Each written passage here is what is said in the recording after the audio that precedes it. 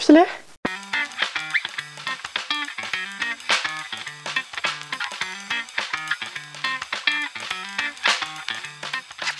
Mais non, n'ayez pas peur. On va le faire ensemble et ça va très bien se passer. On y va? Il y a un an, je vous avais fait une vidéo sur comment enfiler sa machine à coudre mécanique, puisque moi j'ai une vieille Pfaff qui a plus de 15 ans. J'adore mes machines, mais c'est vrai que depuis les choses ont un peu évolué. On est pour la plupart passé sur de l'électronique, ce qui est le cas de celle-ci.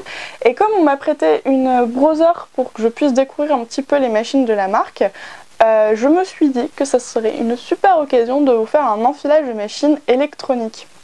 Donc aujourd'hui, nous sommes sur un modèle Innovis 15 de la marque Browser. Sachez que pour la plupart des machines dans la même gamme, c'est-à-dire entre 300 et 500 euros, vous aurez la même chose au niveau de l'enfilage. Et comme cette machine est faite pour les débutants, je trouve que c'est une super occasion quand même de réviser l'enfilage pour ceux qui ont déjà vu la vidéo ou de le découvrir pour les nouveaux. Alors pour ceux qui ont ou qui envisagent d'acheter une autre marque, pas d'inquiétude, globalement c'est la même chose. Avant toute chose, pour ceux qui aimeraient avoir des informations sur cette machine en particulier, ses points forts, ses points faibles, sachez qu'il y aura un article sur le blog et qu'aujourd'hui on va vraiment se concentrer que sur l'enfilage. Globalement, par rapport à la machine que je vous avais présentée, qui était une Pfaff classique style, aujourd'hui, les différences vont être au niveau de la canette qui ne se trouve plus à l'intérieur ici, mais qui est accessible par le dessus, à la présence d'un écran puisqu'on est sur une électronique, et globalement, c'est tout.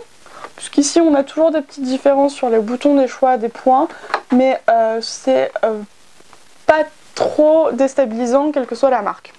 Petit rappel, pour créer une couture, vous avez besoin d'un fil qui arrive du dessus, qui vient d'une bobine de fil, et d'un fil qui arrive de la canette et qui arrive en dessous.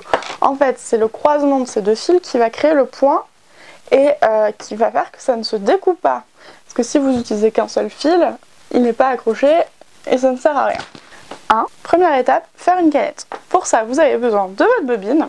Ce qui est très important quand vous allez coudre à la machine, c'est bien d'utiliser le même fil dans votre canette et au-dessus. Et surtout la même épaisseur. Parce que c'est ces différences d'épaisseur de fil ou de qualité de fil qui vont créer un point qui ne va pas être beau. Parfois vous vous posez la question du pourquoi ma tension est mauvaise, pourquoi mon fil boucle. Et donc parfois c'est parce que vous n'utilisez pas le même fil au-dessus et en dessous. Donc première chose, quand on fait une couture, on utilise le même fil, la même qualité. Première étape, faire sa canette. Pour ça, vous avez besoin de votre fil que vous allez mettre ici. Vous avez un bloqueur qui va vous permettre de bloquer votre fil, votre bobine très exactement. Et ensuite on prend son fil et on vient l'accrocher dans le premier crochet qui se trouve systématiquement dans cette zone là. Ici vous remarquez il y a tout un schéma, c'est le cas sur la plupart des machines. N'hésitez pas à bien le regarder puisque ça va vous aider au début quand vous êtes encore hésitant sur l'enfilage de votre machine. Donc pour faire une canette, on me dit de passer dans le 1, de passer dans le second crochet qui se trouve ici et de venir me crocheter de cette manière. Donc j'arrive par la gauche du crochet, je passe à droite et je fais le tour. J'arrive comme ça et je fais le tour. Une fois que c'est fait, je suis prêt à enfiler ma canette. Quand on est ici, on vient bloquer sa canette, on fait plusieurs tours et on vient passer le fil dans le crochet ici. C'est un coupe-fil. Si vous n'en avez pas, c'est pas grave, vous le maintenez juste le temps de démarrer la canette. On la pousse et il n'y a plus qu'à appuyer sur la pédale si vous en avez une, sinon sur le start-up. Start-up qui se trouve ici. Une fois que j'ai fini ma canette, je viens débloquer ici et je n'ai plus qu'à couper mon fil. Petit changement de son, j'ai eu un problème, plus de micro, du coup j'enregistre en voix off. Donc je vais prendre mon fil et le crocheter dans le premier crochet qui se trouve juste à côté de la bobine.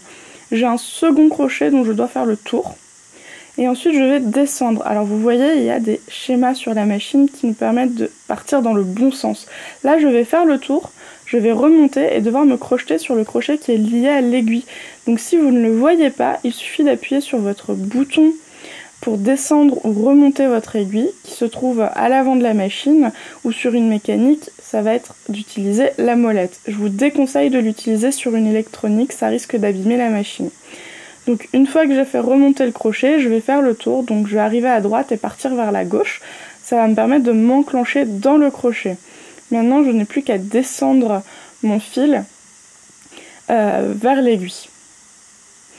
Une fois arrivé au niveau de l'aiguille, juste au-dessus, vous avez un dernier crochet qui vous permet d'avoir le fil bien positionné au-dessus de votre aiguille. Et maintenant, il ne vous reste plus qu'à l'enfiler dans le chat de l'aiguille, c'est-à-dire le petit trou qui se trouve sur l'aiguille. Vous avez soit l'enfil aiguille, soit vous le faites de manière manuelle. 3. On s'attaque donc à la canette. Pour ça, il va falloir enlever la plaque qui protège la canette, évidemment, et on va pouvoir disposer notre canette à l'intérieur. Alors il y a un sens, vous avez un petit schéma sur la machine qu'il faudra bien regarder, ou dans votre notice. Donc le fil en fait doit arriver à l'inverse des aiguilles du montre pour pouvoir faire un demi-tour dans le crochet qui se situe en général pour toutes les machines dans cette zone-là. Sur les browsers, ensuite, on a tout un chemin qui va permettre de faire un coupe-fil qui n'est pas forcément présent sur les autres machines, mais ce n'est pas grave, vous laissez le fil vers l'arrière. Il ne vous reste plus qu'à replacer la petite encoche de protection. 4. Dernière étape, sortir le fil de canette par en dessous. Donc vous allez prendre votre fil de bobine et le tenir fermement. Ensuite, vous allez baisser l'aiguille et la remonter. Une fois qu'elle remonte, elle va accrocher à l'aide d'une petite boucle votre fil du dessous, il ne reste plus qu'à le tirer, comme je viens de le faire. Et voilà, votre machine est enfilée. Avouez, ce n'était pas si compliqué que ça. Maintenant, il ne vous reste plus qu'à faire de beaux projets, je vous dis à très vite et n'hésitez pas à vous abonner à la chaîne.